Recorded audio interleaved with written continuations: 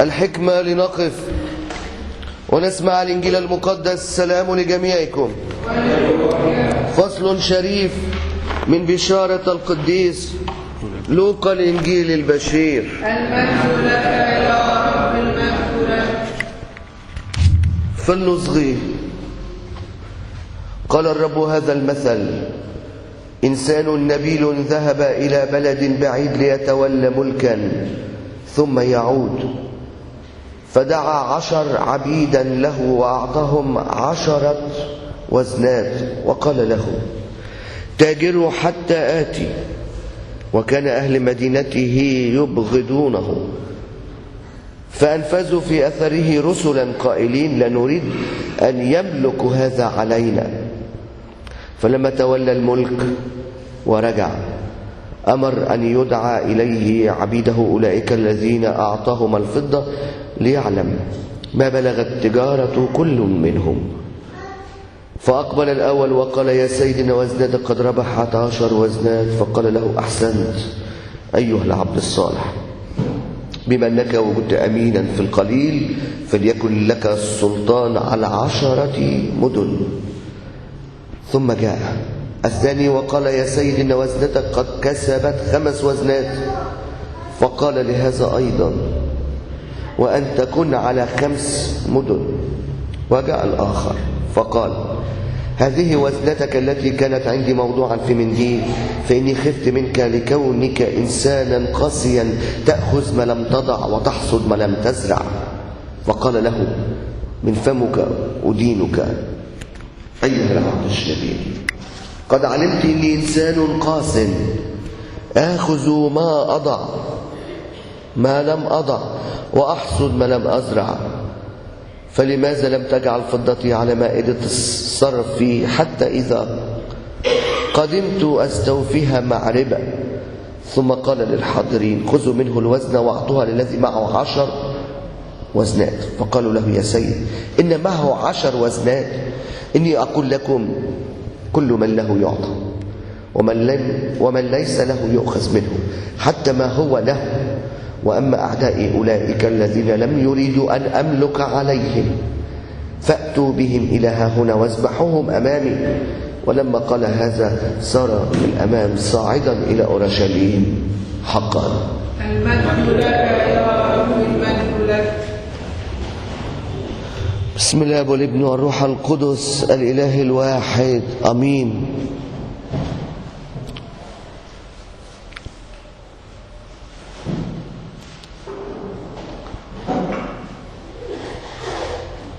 إنجيل النهاردة والمثل اللي بيطرحه علينا القديس لوقا كنت حكيت لكم قبل كده، واللي بيحضروا معايا المحاضرات بتاعت الكتاب المقدس، وأنا هذه الفترة بعمل تأملات في إنجيل لوقا. قلت لكم إن في إنجيل لوقا أنواع من الأمثال. في أمثال النعمة، حاجة ببلاش كده، زي ما الست الصعيدية في المنيا بتقول: نعمة ببلاش لناس ما تستاهلهاش.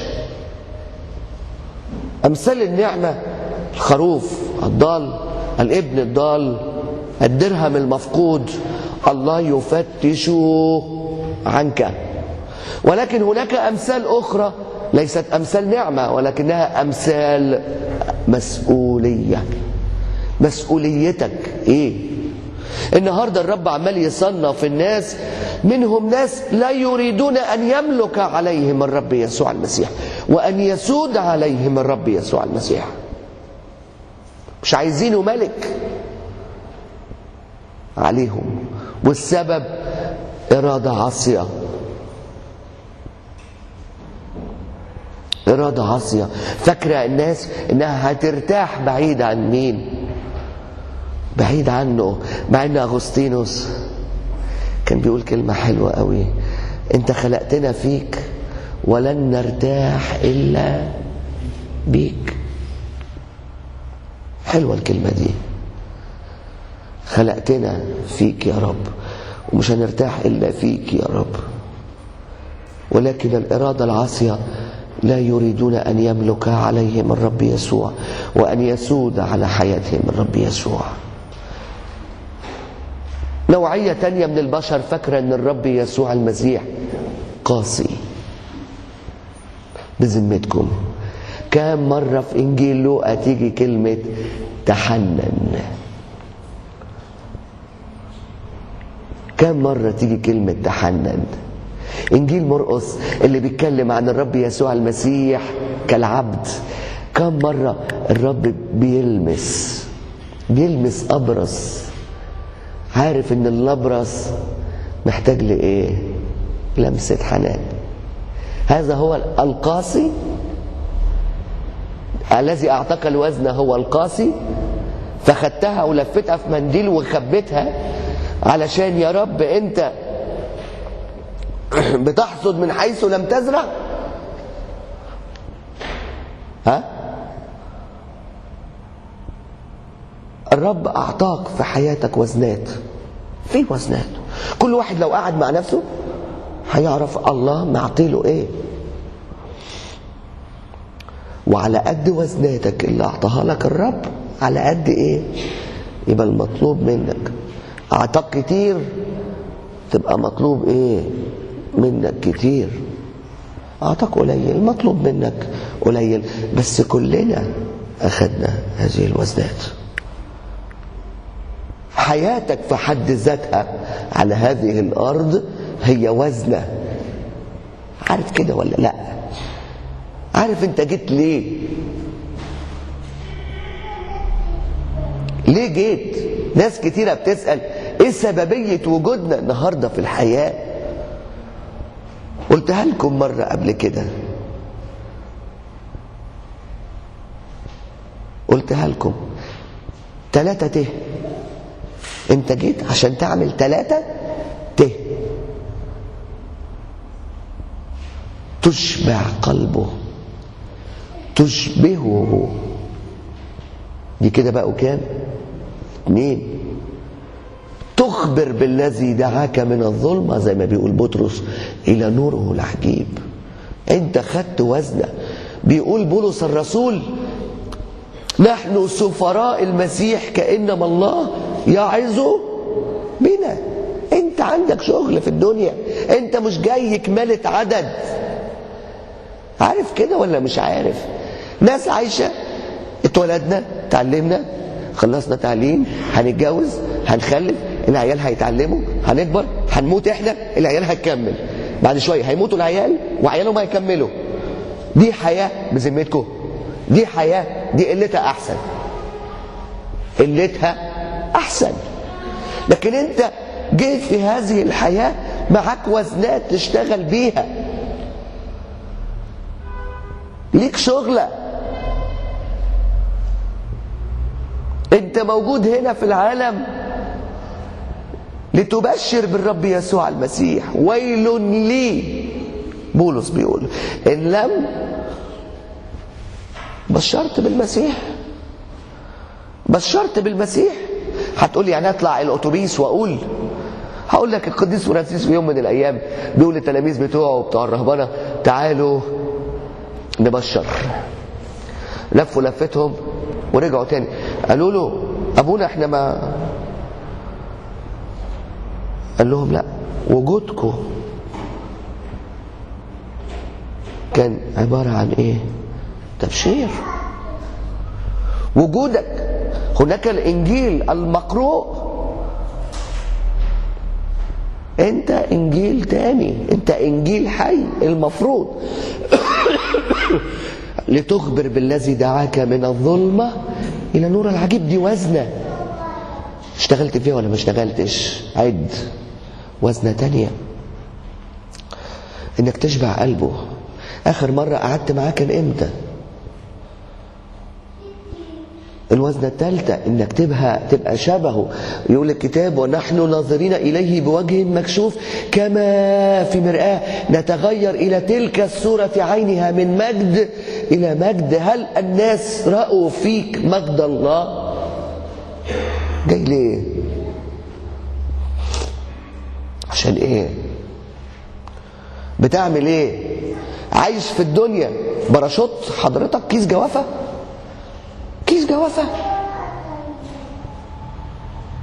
هنبقى زي مين؟ زي الأبيقوريين، لنأكل ونشرب فغدا نموت.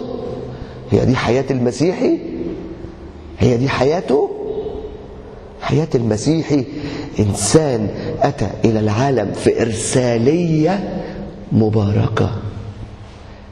اسأل الرب وقول له يا رب، هو الأرشيف بتاعي، يعني الفايل بتاعي اللي عندك، لكون أنا عامل في نفسي حاجة وانت الفايل بتاعي بيقول حاجة تانية. اقعد مع الرب واسأله ايه شكل الفايل اللي انت رسمته لي عشان اشتغل فيه. محتاجين نسأل. يقول بولس لأعمال سبق فأعدها لنسلك فيها. عمل لك انت بقى بتسلك في ايه؟ في ايه؟ بتسلك في ايه؟